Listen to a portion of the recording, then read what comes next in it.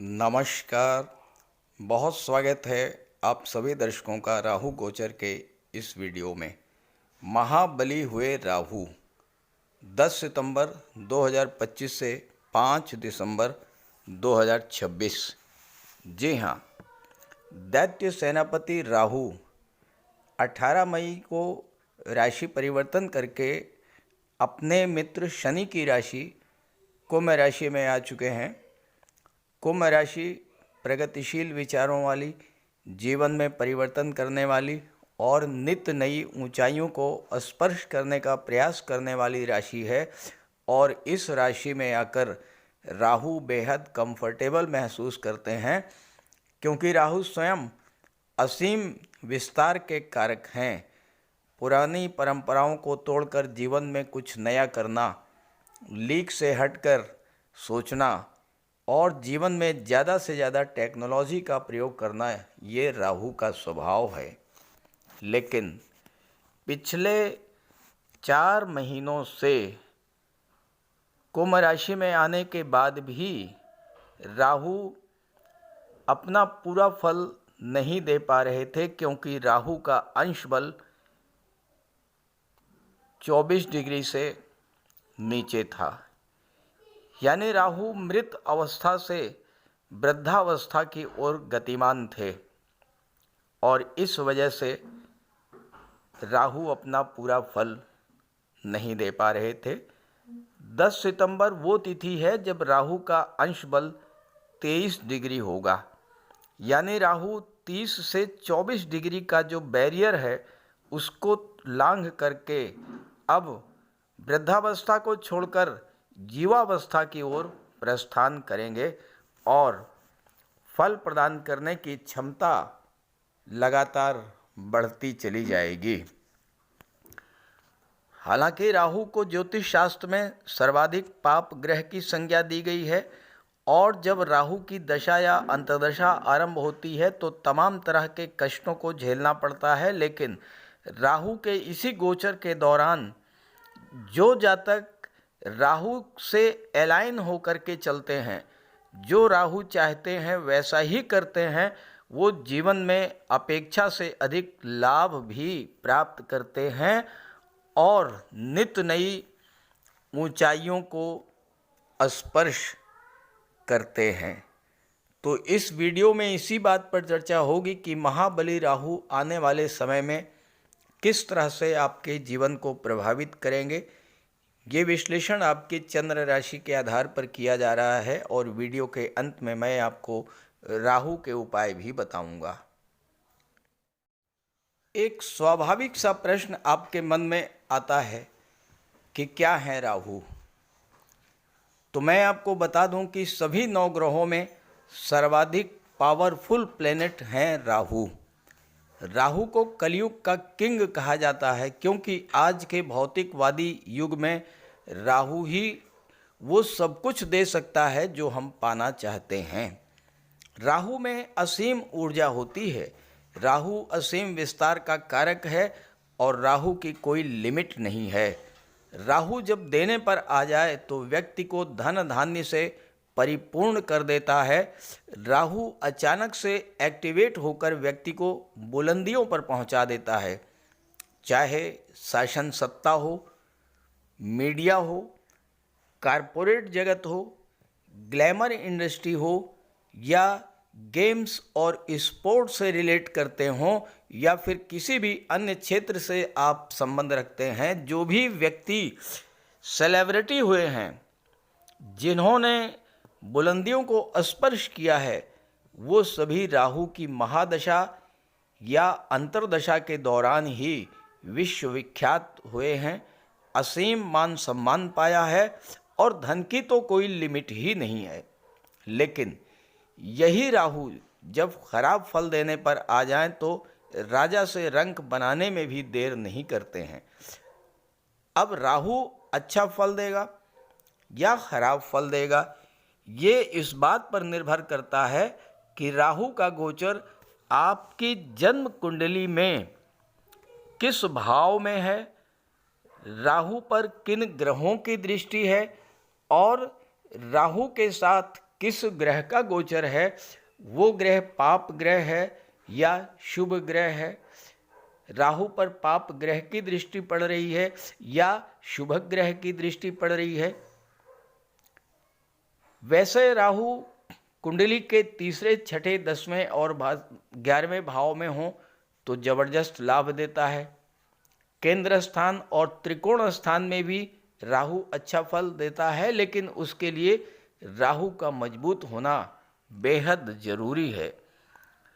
और उससे भी ज़्यादा ज़रूरी है कि आप अपने आप को राहु के अनुकूल बना करके चलिए।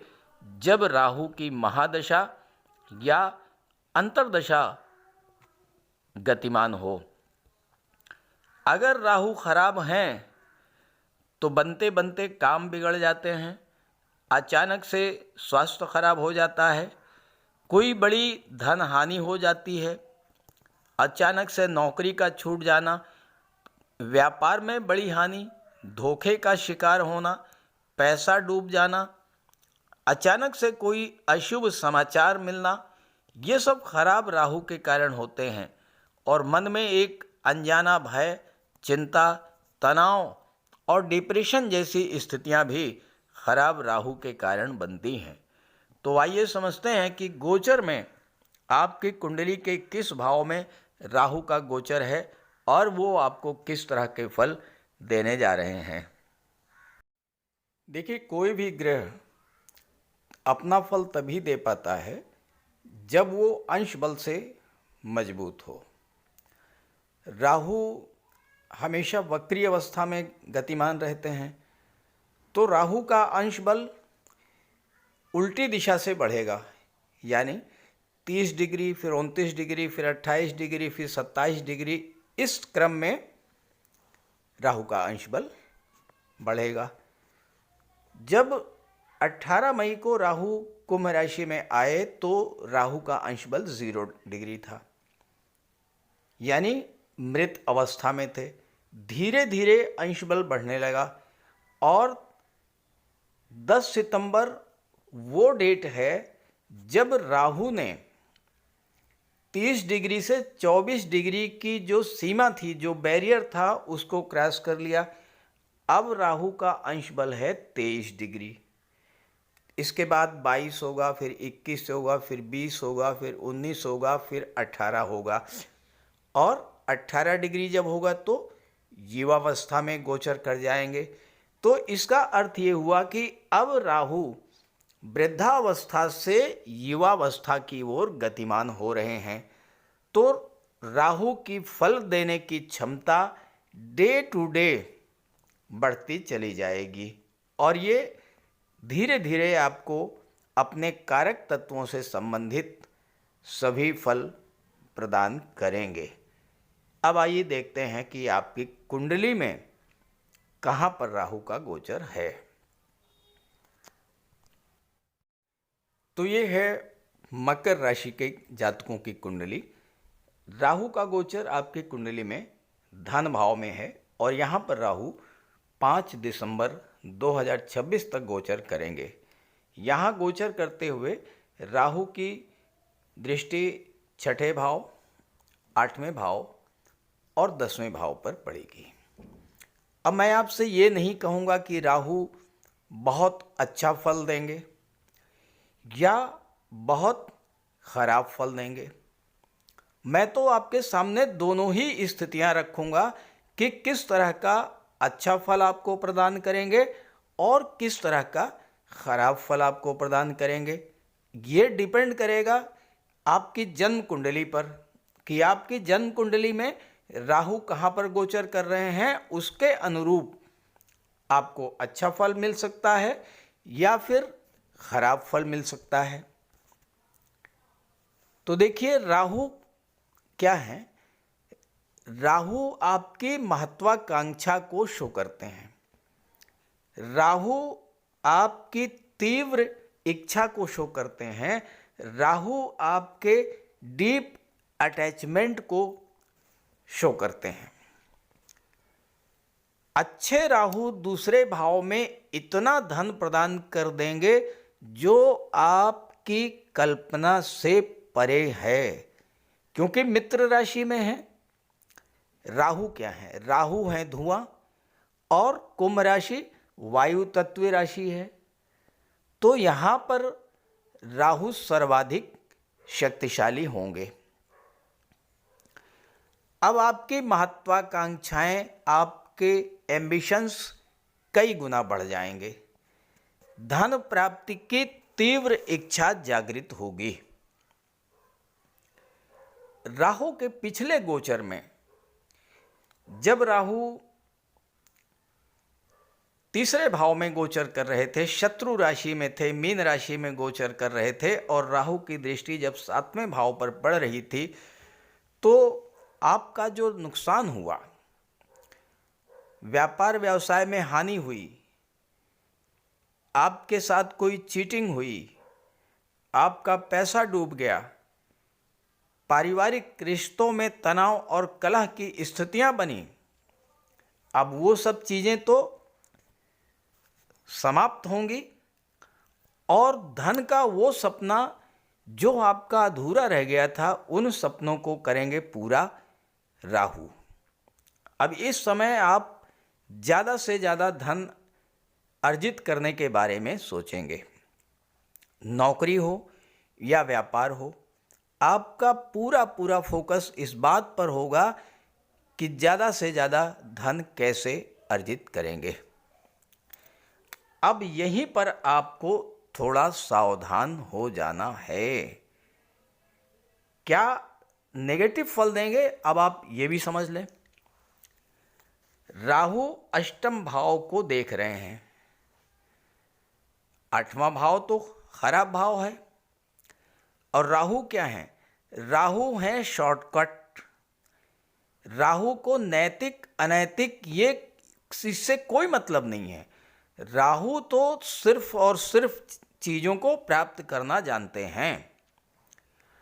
तो यहाँ पर राहु आपको इतना चतुर चालाक बना देंगे कि आप धन का भंडार भर कर ही मानेंगे, लेकिन यहीं पर ध्यान रखना है कि आपको शॉर्टकट नहीं अपनाना है, नैतिक तरीकों से धन अर्जित करना है।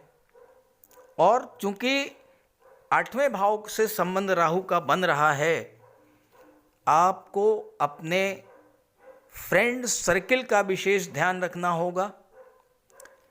8वें भाव से संबंध जब बनता है तो राहु अगर खराब हुए तो एडिक्शन का शिकार बना देते हैं। आपको जुए की, शराब की लत लग सकती है, आप नशे के आदी हो सकते हैं, आप गलत संगति में पड़ सकते हैं। इस बात का आपको विशेष ध्यान रखना होगा। अब यहाँ पर राहु आपकी वाणी को थोड़ा कटु बना देंगे, लेकिन इसके पहले के गोचर में जिसने भी आपको हर्ट किया, जिसने भी आपका टार्चर किया, जो आपको वाणी से कष्ट दे रहा था और आप चुपचाप सह रहे थे, अब आप भरपूर जवाब देंगे अपने प्रतिद्वंदी को, अपने शत्रुओं को मुंहतोड़ जवाब देंगे, और आप अपने शत्रुओं को पराजित करेंगे।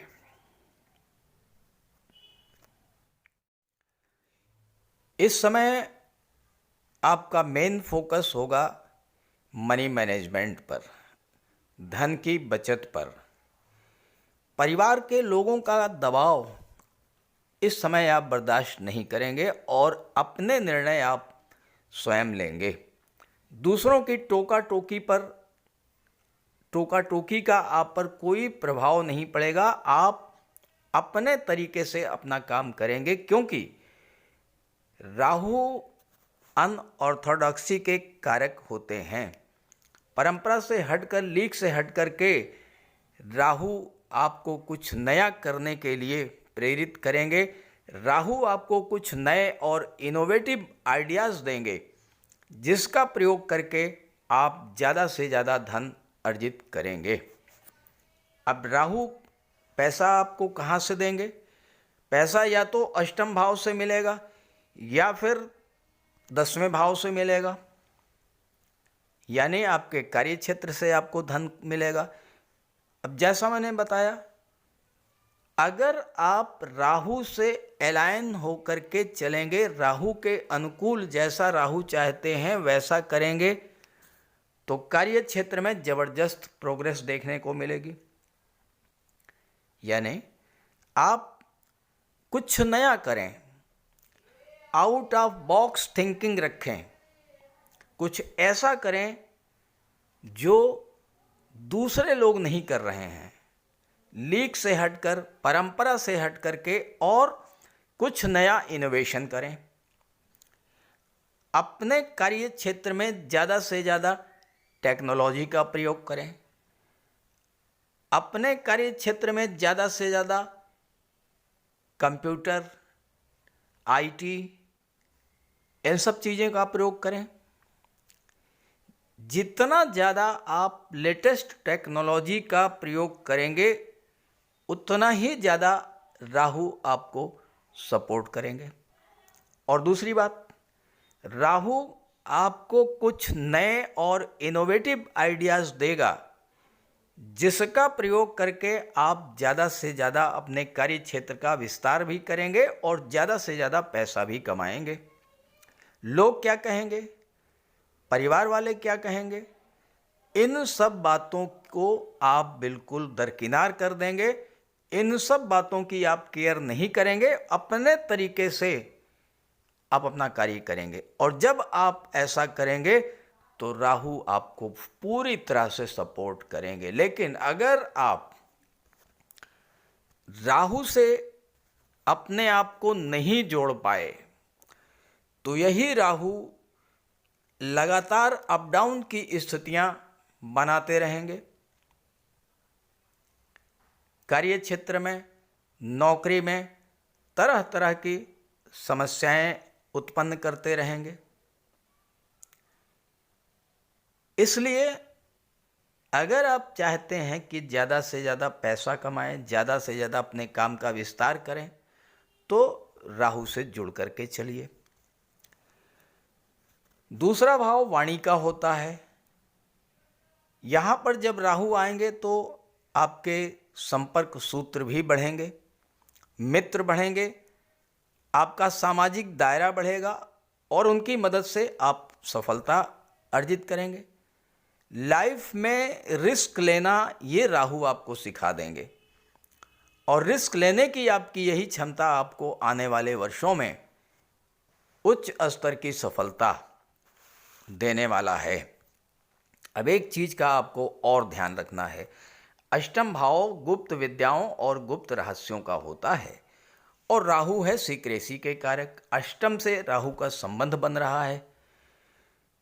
तो अभी तक क्या होता आया है, आप अपनी बातें अपने मित्रों को, अपने परिवार के लोगों को लगातार शेयर करते आ रहे थे, जिसके कारण आप आगे नहीं बढ़ पा रहे थे। आपके मन में आया कि मुझे एक फैक्ट्री लगानी है। अभी आपने फैक्ट्री लगाने के लिए ज़मीन तक नहीं खरीदी, मशीनरी तक नहीं खरीदी, और आपने पूरे शहर में ढिंढोरा पीट दिया कि मैं ये फैक्ट्री लगाने जा रहा हूँ। आप देख लीजिए, राहु आपकी फैक्ट्री लगने ही नहीं देंगे, आप नहीं लगा पाएंगे। एक न एक बाधा, विघ्न, अड़चन लगातार आएगी, क्योंकि आपने सीक्रेसी को डिस्क्लोज कर दिया। तो ये ध्यान रखिएगा कि आप अपनी प्लानिंग्स को किसी को शेयर मत कीजिएगा, और जब आप सिर्फ और सिर्फ अपने करियर के पीछे, अपने धन के पीछे भागेंगे तो पैसा भी आना शुरू होगा। लेकिन अपनी प्लानिंग को पूरी तरह से सीक्रेट रखिए, और इसका बड़ा लाभ मिलेगा आपको अपनी प्रोफेशनल लाइफ में, अपनी बिजनेस लाइफ में। हो सकता है कि लोग आप स्वार्थी कहें, आपको लालची कहें, कोई फर्क नहीं पड़ता। आप किसी की केयर नहीं करेंगे और आगे बढ़ते चले जाएंगे। तो ये गोचर राहु का आपके जीवन में एक ऐसा मील का पत्थर सिद्ध होने जा रहा है, जिसका अगर आपने लाभ ले लिया तो ये आजीवन आपको याद रहेगा राहु का गोचर। लेकिन अगर खराब है राहु, तो फिर आपको सावधान भी रहना पड़ेगा। और दूसरी बात कि क्या सभी मकर राशि के जातकों को एक जैसा ही फल मिलेगा? ऐसा बिल्कुल संभव नहीं है, क्योंकि मकर राशि के करोड़ों जातक हैं। तो अगर आप ये जानना चाहते हैं कि आपकी जन्म कुंडली में राहु की क्या स्थिति है, शनि की क्या स्थिति है, गुरु मंगल शुक्र सूर्य की क्या स्थिति है, और किस ग्रह के गोचर के कारण आपके जीवन में समस्याएं हैं, किस ग्रह की दशा अंतर्दशा चल रही है, क्या रेमेडीज़ हैं, तो मैंने वीडियो के डिस्क्रिप्शन बॉक्स में अपना व्हाट्सएप नंबर दे दिया है। आप वहाँ से अपनी समस्या कमेंट कर सकते हैं। अब आइए बात कर लेते हैं राहु के उपायों पर। जीवन में परेशानियां बढ़ रही हों, संघर्ष बढ़ रहा हो, अचानक से आपके जीवन में नकारात्मक घटनाएं घटना शुरू हो जाएं, अचानक से आपको धन हानि शुरू हो जाए, परिवार में कलह शुरू हो जाए, बीमारियों से रोगों से आप परेशान होना शुरू कर दें, तो आप ये समझ लीजिए कि राहु खराब फल दे रहे हैं। तो राहु के लिए कुछ सामान्य से बहुत सामान्य उपाय हैं, लेकिन बहुत प्रभावी उपाय मैं आपको बताने जा रहा हूँ। देखिए, देवाधिदेव भगवान भोले शंकर ये शनि पर भी नियंत्रण रखते हैं और राहु पर भी नियंत्रण रखते हैं। और अगर आप भगवान भोले शंकर की आराधना करते हैं तो शनि भी नियंत्रित रहेंगे और राहु भी कंट्रोल में रहेंगे। तो राहु के लिए आप सोमवार और शनिवार के दिन जल में काला तिल मिला करके शिवलिंग पर अर्पित कीजिए, भगवान भोले शंकर की आराधना कीजिए। राहु के नेगेटिव फल मिलना बंद हो जाएंगे। इसके अलावा दुर्गा सप्तशती में कहा गया है, छाया रूपेण संस्थिता या देवी सर्वभूतेषु छाया रूपेण संस्थिता। तो माता दुर्गा जो हैं वो छाया का रूप हैं और राहु भी छाया हैं, शनि की छाया। तो माता दुर्गा की आराधना करने से, दुर्गा चालीसा का पाठ करने से भी राहु शांत होते हैं। और इसके बाद स्नान करने के बाद प्रतिदिन 108 बार राहु का बीज मंत्र ओम रांग राहवे नमः, ओम रांग राहवे नमः 108 बार जप करने से राहु के अशुभ प्रभाव में कमी आती है। स्नान करने के जल में कुश डालकर स्नान करने से भी राहु नियंत्रित होते हैं।